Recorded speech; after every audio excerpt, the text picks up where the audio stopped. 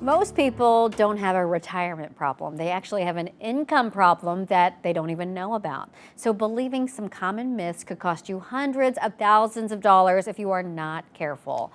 Jeff Sachs from Sachs Financial is here this morning to break it all down. And let's talk about some of the biggest myths that you can really take control of. So the first one, I should say welcome. Thank you. It's good to be back. Great to always have you. Okay, so let's talk about expenses, because I think the one common myth that we talked about is that people think that their expenses drop dramatically when they retire, but not the case, right? Yeah, no. What happens a lot of times is they just shift. We think that we're going to spend less because you're not driving to work, you're not buying new clothes, you're not going out to eat during lunch, you're staying home. But really what happens is it ends up shifting and you end up spending more money potentially on hobbies and home projects and maybe even some health care or elder care for a parent. So it really does shift, and you have to have a plan for where that income is going to come from. I mean, of course, it's like whenever, just in life in general, you think you're going to save money by doing anything, right? And you're like, oh, no, it gets filled really And lately fast. it seems like it costs more to do those same things. Yes, absolutely. All right, another myth, that Social Security will cover everything. It might. So the interesting thing about a lot of these myths is there's some truth to it, but in reality, Social Security on average, covers about 40% of people's retirement. If you're planning on having Social Security cover all of your retirement, you're in that 30% range, where only about 30% of people spend enough where Social Security will cover. So it's not designed to cover everything. And again, it's more important to make sure that you have an income plan when you're ready to retire and not rely on spending less or Social Security. It's not going anywhere. It's just not going to cover as much as you think. Yeah, well, that makes sense too. I mean, it's always like surprise, surprise. Surprise, surprise, it didn't cover everything. What about the 4% rule? First of all, I'd love for you to explain the 4% rule, but you know, some people say they just want to follow the 4% rule. Is that safe?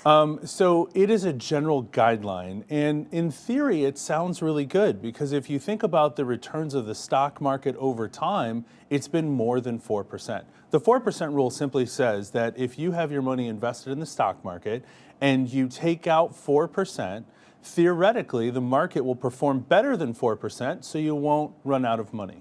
The problem with that is it doesn't account for the volatility in the market, something called sequence of returns, where if you take money out in a down year, I know the market hasn't been down in the last couple of years, but if we think back to COVID or 2008 or the financial crisis, the tech bubble, if you were retired during that time period, it can drastically affect the long-term viability of your savings.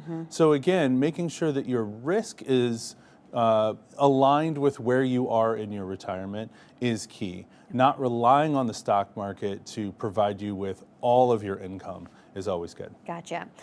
What about Medicare? I think that there is also a myth that we've mentioned before that Medicare covers everything. Not the case. And you know, Medicare is great for those that reach 65 because it reduces your initial out-of-pocket, and it does cover a broad range of things, but it doesn't cover dental, it doesn't cover vision, it doesn't cover long-term care expenditures, which I think, and what we've seen with a lot of our clients, is potentially a bigger issue that people don't plan for. So Medicare will help reduce a little bit, but also you're going to spend more out of pocket for things that aren't covered.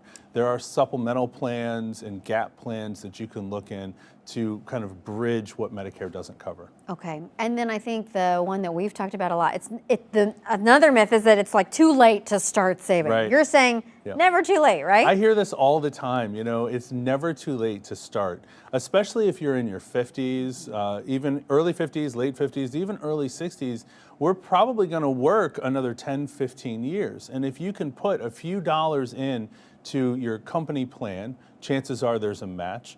This amazing thing called compound returns happens as soon as you start saving some money.